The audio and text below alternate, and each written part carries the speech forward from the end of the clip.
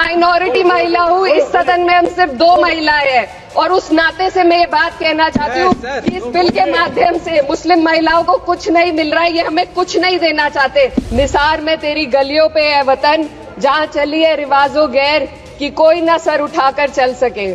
कि अभी ईद की रौनक बुझी भी नहीं थी और हमारी जड़ों पर एक नया फरमान लाया गया।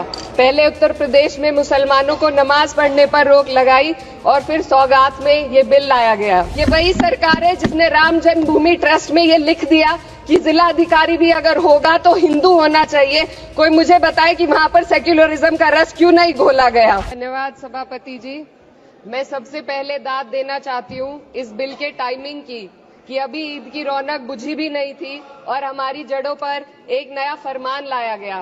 पहले उत्तर प्रदेश में मुसलमानों को नमाज पढ़ने पर रोक लगाई और फिर सौगात में ये बिल लाया गया। निसार में तेरी गलियों पे है वतन, जहाँ चली है रिवाजो गैर कि कोई ना सर उठाकर चल सके।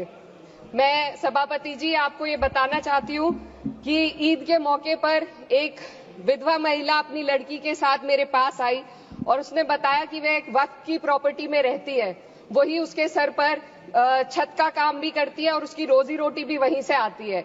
वो इस बिल को लेकर इतनी फिक्रमंद थी कि कहीं उससे वो उसकी संपत्ति ना छीन ली जाए। वो अकेली एक ऐसी महिला नहीं है, ऐसे लाखों लोग हैं जो वक्फ की गरीब महिलाएं जो वक्फ की संपत्ति से अपना रोजगार चला रहे हैं।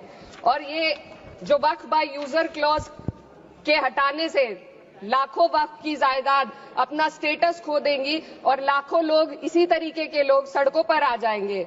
वक्फ क्या है, वक्फ बाय यूजर क्या है?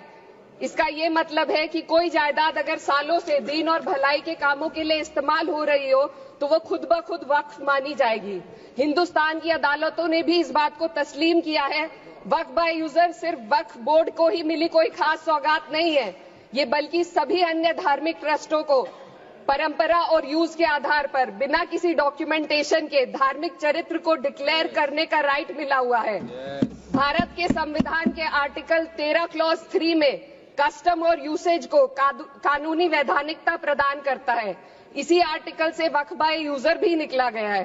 इस बिल के कानून बनने पर वक्फ बोर्ड तो इस प्रोविजन से हाथ धो बैठेगा, लेकिन अन्य धार्मिक ट्रस्टों को यह सुविधा जारी रहेगी। इससे भारतीय संविधान के आर्टिकल 14 और 15 का सीधा उल्लंघन है, जो धर्म और जाति के आधार पर भेदभाव और कानून के सामने सभी की बराबरी पर जोर देता है। सर, मैं खुद एक मुस्लिम महिला हूँ, मैं माइनॉरिटी महिला हूँ। इस सदन में हम सिर्फ 2 महिलाएं हैं और उस नाते से मैं ये बात कहना चाहती हूँ कि इस बिल के माध्यम से मुस्लिम महिलाओं को कुछ नहीं मिल रहा है, ये हमें कुछ नहीं देना चाहते।